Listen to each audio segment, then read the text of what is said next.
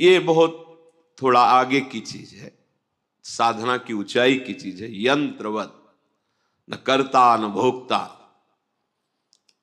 ये अनुभूति उपासक के हृदय में जब आ जाएगी तब खत्म जन्म मरण का खेल। अब खत्म, अब संसार सृष्टि चक्र का जो बंधन है, बेड़ियां है, वो सब खत्म हो गई। इसके लिए करना क्या है? समर्पित होना है। श्वास समर्पित हुई, जिह्वा समर्पित हुई नाम में, नेत्र समर्पित हो गए उनके रूप, एक एक इंद्रिय समर्पित। समझ में नहीं आ रहा। जब कहो कि कृपा से सब हो जाएगा तो फिर ये निकलता है शब्द की, फिर तो लगता है भजन साधन क्यों करें, आलस्य प्रमाद आता है। कैसे आप बात कैसे कर रहे हो? समर्पित में आलस्य और प्रमाद, ये तो तमोगुणी लक्षण है, आसुरी प्रवृत्ति का लक्षण है ये। और जितने भी माया जनित गुण है अहंकारी पर असर करते हैं, दैन्य पर, वो तो समर्पित हो गया है। समर्पण का मतलब ही होता है उसमें कोई बल नहीं रह गया है। अजात पक्षायु मातरम खगा, अब उसमें विकार कैसे आ सकते हैं? उसका तो स्वाभाविक चिंतन चलेगा जिसके प्रति समर्पित है। बोले ये तो होता नहीं, तो फिर चलो अमुक संख्या नाम जप करो, ये करो, ये करो, ये करो। क्यों? करते करते थक जाओगे तो फिर यहीं आ जाओगे। शरणागति, समर्पित। जब हम प्रभु के बनना चाहते हैं तो फिर हम दूसरे रिश्ते क्यों जोड़ रहे हैं?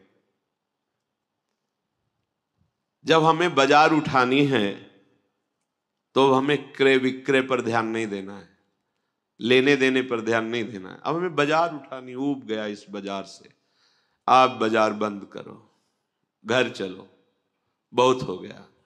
घर प्रिया प्रीतम वृंदावन। अब तो लेना देना जब तक बना रहेगा तो आना जाना बना रहेगा। लेना न देना मगन रहना। ये लेना देना दोनों मालिक के हाथ दे दो कि अभी किसी और से आप स्वयं करो।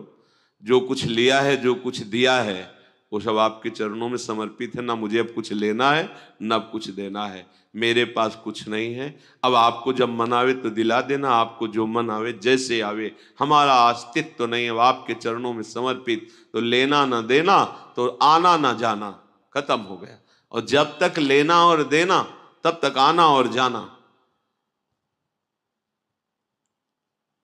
थोड़े अंश में इस बात को समझ लो कि जब तक तुम्हारे हृदय की स्थिति ये नहीं होगी कि मैं प्रभु का, प्रभु मेरे, मेरा कोई नहीं, मैं किसी का नहीं, तब तक समर्पण की वृत्ति जागृत नहीं होगी।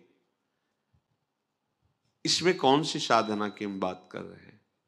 विचार करके देखो, कोई तुम्हारा है क्या जिसको तुम अपना मान रहे हो? अपने कर्मों के कारण आया है और जितने मिनट के लिए आया है उतने मिनट रहेगा, अपने आप चला जाएगा। वो तुम्हारे आंसू नहीं देखेगा, वो तुम्हारी व्यवस्था नहीं देखेगा, सब छोड़ के चल देगा। अरे उसकी तरफ बढ़ो जो सनातन है, नित्य है, दिव्य है। वो है तुम्हारा, वो था तुम्हारा, वही रहेगा तुम्हारा। अज्ञान के कारण पांच भौतिक देहों को अपना रिश्ता मान करके हम भ्रमित हो जाते हैं। जितने और बल हैं वो सब बल तुम्हें दुख देने के लिए है। पकड़ो बात। धन बल, तपस्या बल। बोले तपस्या बल भी दुख देता है? हाँ, अगर दुर्वासा जी को तपस्या का बल ना होता तो सुदर्शन चक्र तीनों लोकों में उनको ताप ना पहुंचाता। देखो ना अम्बरीश जी को, केवल हरि का बल है तो हाथ जोड़े ही खड़े रहे और कृत्या एक कदम आगे नहीं बढ़ पाई। सुदर्शन जी ने भस्म कर दिया और दौड़ाया तप बल को दौड़ाया।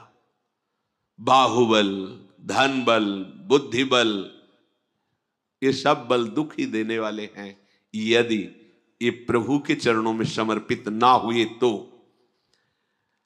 सबसे बड़ा बलवान जिस बल से सब परास्त हो जाते हैं वो है प्रभु का बल। भक्त प्रभु बल से बलवान रहता है। मेरे बल श्री वृंदावन रानी।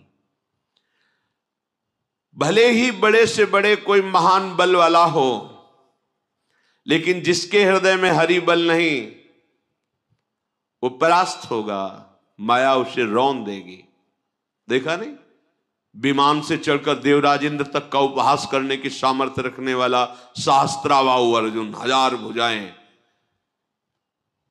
काट के फेंक दिया भगवान परशुराम जी ने, पूरे वंश को काट के फेंक दिया। क्या बल काम में